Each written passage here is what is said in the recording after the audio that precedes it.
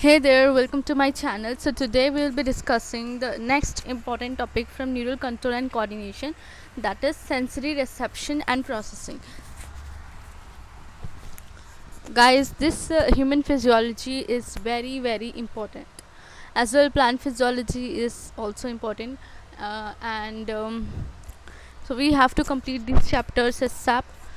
We have to do the most important chapters like uh, morphology and evolution, animal husbandry strategies, and all those.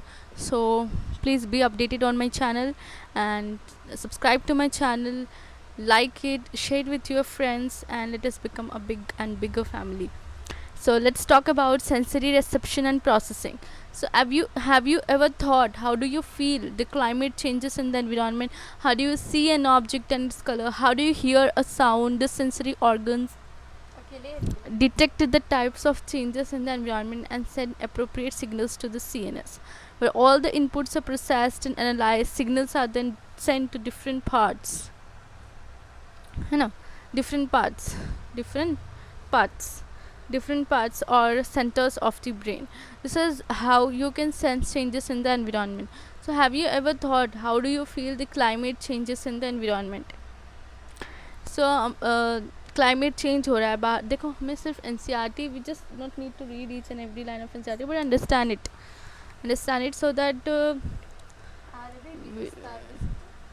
okay, so we'll talk about how do how do we get to feel the changes in the climate, changes in the environment. So this is all because of our sense organs.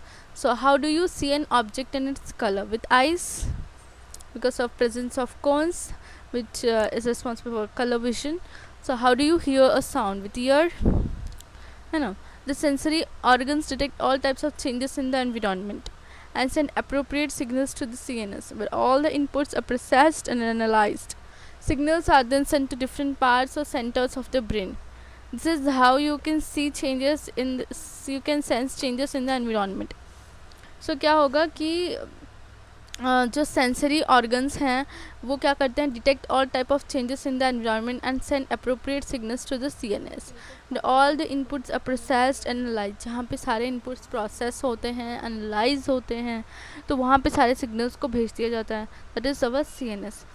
Signals are then sent to different parts or centers of the brain. This is how you can sense changes in environment. तो ये बोल रहे हैं कि sensory organs ही detect करते हैं जो भी आपके एनवायरनमेंट में चेंजेस होते हैं, एंड एक अप्रोप्रिएट सिग्नल मिलता है CNS को, with all inputs are processed and analyse. जहाँ पे CNS में क्या होता है, सारे इनपुट्स प्रोसेस होते हैं, एनालाइज होते हैं. सिग्नल्स फिर सेंड टू डिफरेंट पार्ट्स और सेंटर्स ऑफ द ब्रेन, जहाँ से आपको रिस्पॉन्स देना होता है. This is how you can sense changes in the environment because of presence of sense organs. So आप एनवायरनमेंट को सेंस कर पा रहे हो, पता कर पा रहे हो कि आज का मौसम का कैसा है, ठंडा है, गर्म है, रेनी है, ह्यूमिड है.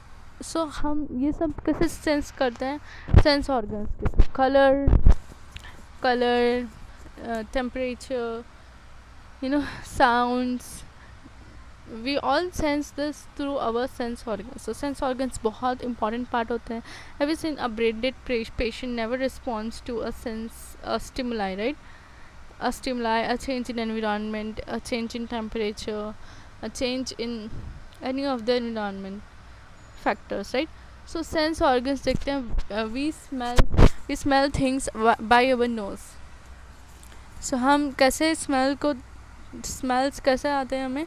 nose से. Taste by tongue, hear by ear, and see objects by our eyes. So the nose contains nucleus coated receptors which are specialized for receiving the sense of smell are called olfactory receptors. So जो nose है हमारा, उसमें mucus coating receptors होते हैं which are specialized for receiving the sense of smell and called olfactory receptors.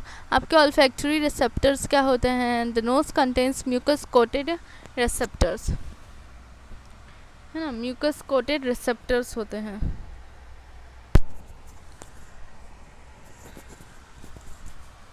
सो जो knows होता है हमारा, उसके ऊपर एक म्यूकस कोटिंग होती है, म्यूकस कोटेड रिसेप्टर्स होते हैं, म्यूकस कोटेड रिसेप्टर्स जो specialise for receiving the sense of smell and called olfactory receptors. So जो स्मेल और टेस्ट के रिसेप्टर्स होते हैं वहाँ पे म्यूकस प्रेजेंट होता है. क्या होता है? म्यूकस प्रेजेंट होता है. तो म्यूकस कोटेड रिसेप्टर्स हैं वो specialized for receiving the sense of smell and called olfactory receptors. These are made up of olfactory epithelium that consists of three kinds of cells. So guys, these are made up of olfactory epithelium. So जो आपका olfactory receptors होता है वो किससे बना होता है? olfactory epithelium से बना होता है. कोई स्पेशलाइज्ड स्ट्रक्चर नहीं है, नॉर्मल से epithelium है, olfactory epithelium. उसमें 3 तरह के सेल्स होते हैं. The neurons of the olfactory epithelium extend from the outside environment directly into a pair of broad bean-sized organs called olfactory bulbs, which are extensions of the brain's limbic system. So जो आपका nose है वो nose में क्या होता है? Mucus coated receptors होते हैं which are specialized for receiving the sense of smell and called olfactory receptors. These are made up of olfactory epithelium that consists of 3 kinds of cells.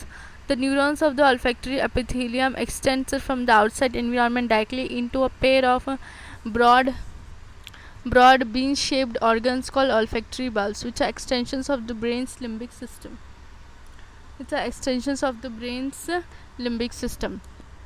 So जो आपका nose होता है उसमें एक mucus coating receptors होते हैं. ये किस लिए स्पेशलाइज्ड होते हैं? Receiving the sense of smell and call olfactory receptors. These are made up of olfactory epithelium that consist of 3 kinds of cells. The neurons of the olfactory epithelium extend from the outside environment directly into a pair of broad bean-shaped organs called olfactory bulbs, which are extensions of the brain's limbic system.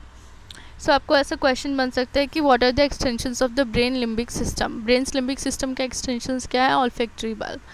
So limbic system अगर मैं थोड़ा सा revise करवाऊँ तो limbic system में क्या क्या होता है? So limbic system actually it works with the association of hypothalamus. और लिम्बिक सिस्टम में होता क्या इन पर्टिकुलर? तो the inner parts of the cerebral hemispheres and deeper and a group of deep associated structures like amygdala, hippocampus, etc. So क्या क्या होता है? क्या क्या होता है? inner parts of the cerebral hemispheres and a group of inner parts of the cerebral hemispheres and a group of associated deep structures like amygdala, hippocampus, etc. form a complex structure called limbic lobe or limbic system. So जो inner parts है cerebral hemispheres के and a group of associated deep structures like amygdala, hippocampus, etc. form a complex structure called the limbic lobe or limbic system. The inner parts of cerebral hemispheres and a group of deep associated structures like amygdala, hippocampus, etc. form a complex structure called the limbic system or limbic lobe. So extensions of limbic lobe या limbic system क्या है? olfactory bulbs. olfactory bulbs कैसे form होते हैं? The olfactory epithelium extend from the outside environment directly into a pair of broad bean-shaped or bean-sized organs. So कितने size है? bean-sized organs called olfactory bulbs. olfactory bulbs क्या है? extensions of limbic system. और limbic system का function क्या होता है? With function तो वैसे along with hypothalamus it is involve in the regulation of sexual behaviour, expression of emotional reactions, example excitement, pleasure, रेग, फियर एंड मोटिवेशन. तो आपको मोटिवेशन कब मिलेगा? जब आप सुनोगे, राइट? जब when you see the words और when you read the quotes, motivational quotes, when you listen to the stories और when you see someone working so hard, then you get motivation, right? So this limbic system के extensions क्या हैं? olfactory bulbs. olfactory bulbs bean-sized organs होते हैं जो extension of olfactory epithelium है, right? The outside environment directly into a pair of broad bean-sized organs called olfactory bulb, which are extensions of the brain's limbic system. Both nose and tongue detect dissolved chemicals. आपका nose है और टंग है, it detect dissolved chemicals. जो आपका nose है, टंग है, it detect dissolved chemicals. सो जो knows and टंग है वो क्या डिटेक्ट करता है? आपका डिजॉल्व्ड केमिकल्स. इसलिए तो यहाँ पे डिज़ोल्व होने के क्या है म्यूकस कोटेड रिसेप्टर्स प्रेजेंट है। और हमारी टंग में, हमारे माउथ में सलाइवा होता ही है। द केमिकल सेंसेस ऑफ गस्टेशन, गस्टेशन मतलब टेस्ट, ऑल्फैक्शन मतलब smell. So the chemical senses of gustation, taste and olfactory smell and are functionally similar and interrelated. The tongue detects a taste through taste buds containing gustatory receptors.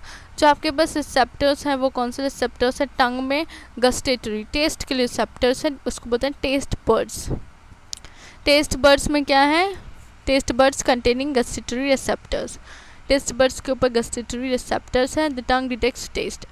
So with each taste of food or sip of drink, the brain integrates the differential input from the taste buds. Complex flavor is perceived. So अलग अलग taste buds हैं, जैसे कि आपके tip पे I think सोर का है, सोर टेस्ट, साइड्स में sweet and then salty and throughout the tongue Japanese taste that is Japanese taste that is nothing but एक होता है sour, salty, spicy, salty, एक जापानीज टेस्ट होता है उमामी। तो उमामी थ्रू आउट द टंग आपके आता है। सो जो टेस्ट बर्ड्स हैं वो लाइक अलग अलग इनपुट देंगे, राइट, कि मुझे ये टेस्ट, मतलब अलग अलग टेस्ट बर्ड्स आपके टंग पे फैले हुए हैं। तो वो क्या एक पर्टिकुलर टेस्ट को, जैसे कि आपने क्या किया, लेमन वाटर पी रहे हैं आप, सिप ऑफ लेमन वाटर पी रहे हैं, तो क्या होगा, इंटीग्रेट द डिफरेंशियल इनपुट। और उसमें आपने शुगर भी डाला है, हाँ, सिर्फ लेमन नहीं है, शुगर भी डाला है आपने, शुगर भी डाला है। तो कुछ टेस्ट बर्ड्स जो सोर को टेस्ट करते हैं वो सोर टेस्ट करेंगे एंड ब्रेन को इनपुट देंगे कि सोर टेस्ट आ रहा है। जो स्वीट वाले टेस्ट बर्ड्स है वो स्वीटनेस टेस्ट करके बताएंगे, ब्रेन को इनपुट देंगे कि हमें स्वीट आ रहा है। तो ओवरऑल इन्फॉर्मेशन क्या होगा, कॉम्प्लेक्स फ्लेवर बनेगा, जिसमें टेस्ट कैसा, सॉल्टी, सोर एंड स्वीट। सो आपको एक कॉम्प्लेक्स फ्लेवर मिलता है। So the brain integrates the differential input from the taste buds and complex flavor is perceived. In the following sections, you will be introduced to the structure and functioning of the eye, sensory organ for vision, and the ear, sensory organ for hearing. So eye के बारे में बात करेंगे, फिर ear के बारे में, और फिर हम mechanisms देखेंगे। तो eye जो है, our paired eyes are located in the sockets of the skull. So जो आपका स्कल है वो क्या हो रहा है, इन जो आपका सॉकेट है स्कल का, उसमें क्या हो रहा है, सॉकेट्स ऑफ द स्कल, उसमें आइज प्रेजेंट होंगे, राइट, उसको बोलते हैं ऑर्बिट्स। जो आपके डिप्रेशंस बने हुए हैं, वो पेड आइज है located in the sockets of the skull. तो सॉकेट्स बने हैं स्कल के अंदर, इसको ऑर्बिट्स बोलते हैं। क्या बोलते हैं? Orbits. So a brief account of structure and functions of the human eye is given in the following section. So आप डायग्राम के साथ चेक करना please. Parts of an eye. The adult human eyeball is nearly a spherical shape. So हमारा क्या होता है, आँख गोल ही तो होता है, ओवल थोड़ी ना होता है, गोल ही होता है। eyeball is nearly a spherical in shape. Nearly बोल रही हूँ मैं, एकदम स्फीयर नहीं, एकदम गोलू है वैसे नहीं, नियरली स्फेरिकल होता है। The wall of the eye ball is composed of 3 layers. यहाँ पे 3 layers होते हैं, ज़रा ध्यान से देखना, यहाँ पे 3 layers होते हैं अपने आई बॉल के। External layer is composed of dense connective tissue and is called sclera.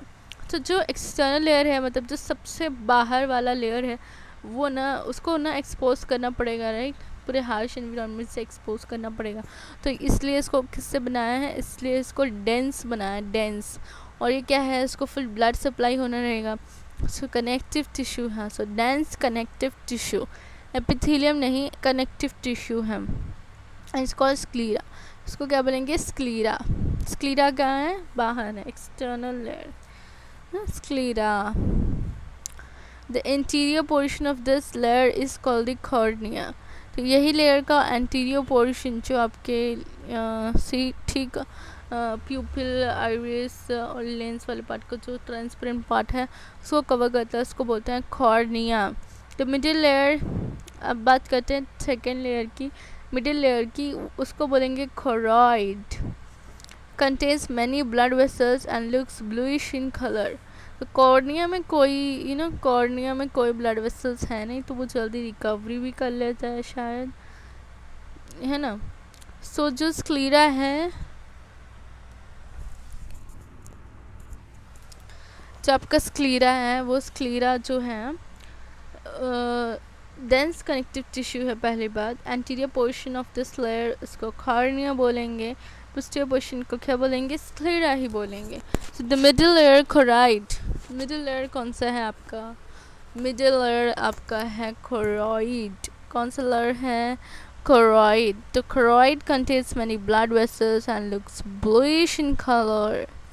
सो जो choroid है आपका वो कैसा कलर है, कैसा है, choroid is thin and so choroid blue है, choroid many blood vessels हैं, उसमें ब्लड वेसल्स बहुत सारे हैं, ब्लूइश दिखता है इन कलर, ब्लूइश दिखता है क्योंकि आँख है ना, तो आँख ब्लूइश है, bluish in colour. choroid, the choroid layer is thin over the posterior two-thirds of the eyeball, but it becomes thick at the anterior part of the to form the ciliary body।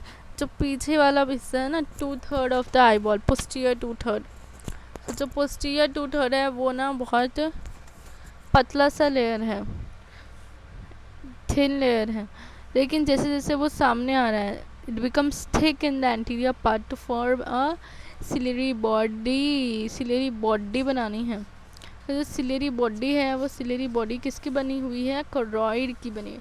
choroid कैसा है, लाल पीला नीला कैसा है, bluish in colour. तो देख सकते हो ना आप, किसी के आँख को देख लेना तो आपको वाइट ब्लूइश ब्लूइश दिखेगा, तो वो देना उसका choroid है, सेकेंड मिडिल लेयर, है ना। मेनी ब्लड वेसल्स, बहुत अबंडेंट ब्लड वेसल्स हैं। choroid layer is thin in the is thin over the posterior two-thirds of the same eyeball, but it becomes thick in the interior part of the to form the ciliary body। The ciliary body itself continues forward to form a pigmented and opaque structure called iris, which is visible colored portion of the eye। So जो आपका आई है वो आई कहाँ पर है, socket में है, वो सॉकेट ऑफ द स्कल को क्या बोलेंगे, ऑर्बिट्स बोलेंगे, है ना, ऑर्बिट्स बोलेंगे। डीप स्ट्रक्चर में अगर जाएँ तो जो आपका आई है उसके 3 लेयर्स होते हैं। पहला लेयर स्क्लीरा है जो कि डेंस कनेक्टिव टिश्यू से बना हुआ है, और इंटीरियर पोर्शन कॉर्निया से बना है। स्क्लीरा का interior portion, first layer sclera, sclera actually dense है ना, ओपेक है, तो आपके लेंस के ऊपर आ जाएगा, तो ओपेक से लाइट पास नहीं होगा, so you can not be able to see. So इसलिए सामने क्या है, कॉर्निया लगा हुआ है। कॉर्निया ट्रांसपेरेंट होता है ना, कॉर्निया इज ट्रांसपेरेंट, से लेंस देख सकता है। Middle layer is choroid। choroid क्या करता है, ब्लड होता है उसके अंदर, ब्लड वेसल्स, और ब्लूइश कलर होता है। choroid layer is thin over the posterior two-third of the posterior two-third of the eyeball। posterior two-third of the eyeball क्या है, posterior two-third of the eyeball क्या है, choroid है, but it becomes thick in the anterior part to form the ciliary body। तो आगे ठीक हो गया है। तो सिलियरी बॉडी, तो एक मिनट, एक डायग्राम ध्यान से देखना, मैं स्क्रीन पे मैंने एनसीईआरटी का डायग्राम ओपन किया है, डायग्राम को घूर घूर के देखना, है ना। तो ये डायग्राम है आपका, सो ये आपका आइरिस है, रेटिना, तो ध्यान से देखेंगे तो ये जो लेयर है वो है स्क्लीरा। सामने आके वो क्या बन गए हैं, कॉर्निया। अब बात करें मिडिल लेयर की, तो middle layer bluish in colour, full of blood vessels, like बहुत सक्सेसफुल है ये कोरॉइड। जो कोरॉइड है वो सामने आकर ज़्यादा ही थिक हो जाता है और सिलेरी बॉडी बना लेता है। पता भी नहीं चलता किसी को कि वही उसी ने सिलेरी बॉडी बनाया है। अब सिलेरी बॉडी बन गया तो लेंस को होल्ड करने में भी आसानी हो गई है ना। सो लेंस को होल्ड करने में भी गॉड लेंस को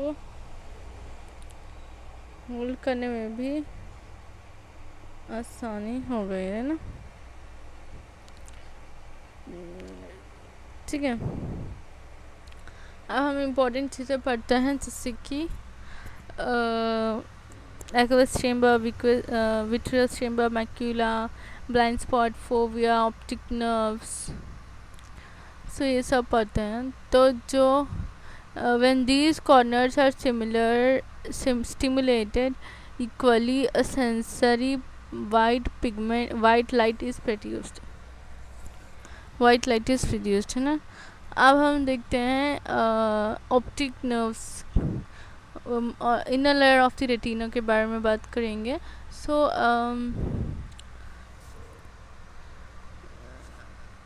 जो आपका सिलेरी बॉडी है उसका स्ट्रक्चर देखते हैं। Itself continues forward to form a substance which is equal so जो आपका सिलेरी बॉडी है, itself continued forward to form a pigmented and opaque structure, उसको बोलते हैं आइरिस।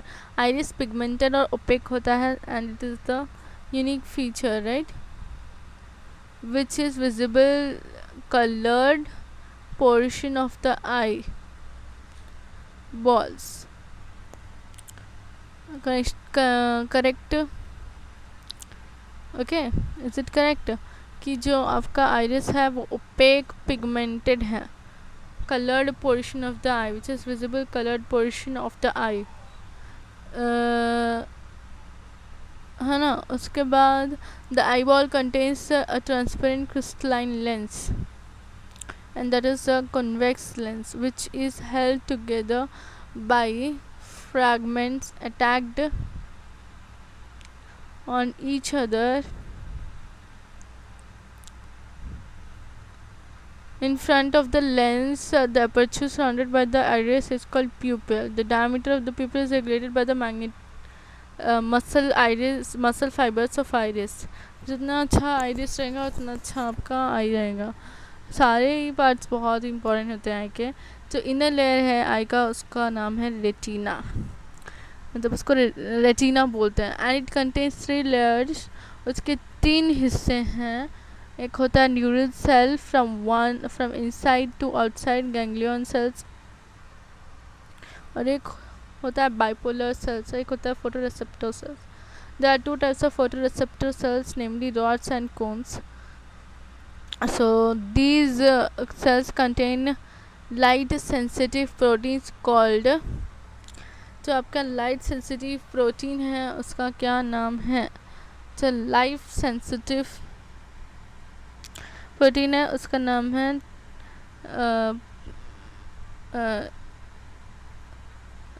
एक्चुअली ये लाइट सेंसिटिव प्रोटीन कहाँ मिलती हैं, रॉड्स में मिलती हैं। उसका जो भी लाइट सेंसिटिव प्रोटीन्स है उसको क्या बोलते हैं, photo pigments. The daylight photopic vision and colour vision are functions of cones and twilight scotopic vision are the functions of rods. The rods contain a large number of vitamin A. As the human eye, there are 3 types of cones which possess their own characteristic photopigments that respond to red, green and blue lights. The sensations of different colors are produced by various combinations of 3 cones and their photopigments. When these cones are stimulated equally, a sensation of light is produced. अब optic nerve के बारे में पढ़ते हैं। Optic nerve leave the eye and the retinal blood vessel enters it at the point medial to and slightly above the posterior part of the eyeball. The photoreceptor cells are not present at the region, hence it is called blind spot. At the posterior pole of the eye, lateral to the blind spot, the yellowish pigment spot called macula lutea in with a central pit called the fovea. The fovea is thinned out portion of the retina which where only cones are densely packed. Fovea only cones. It is the point where the visual activity, that is resolution, is maximum. The space between the camera and lens is called aqueous chamber, and the contains a very and contains a thin watery fluid called aqueous humor.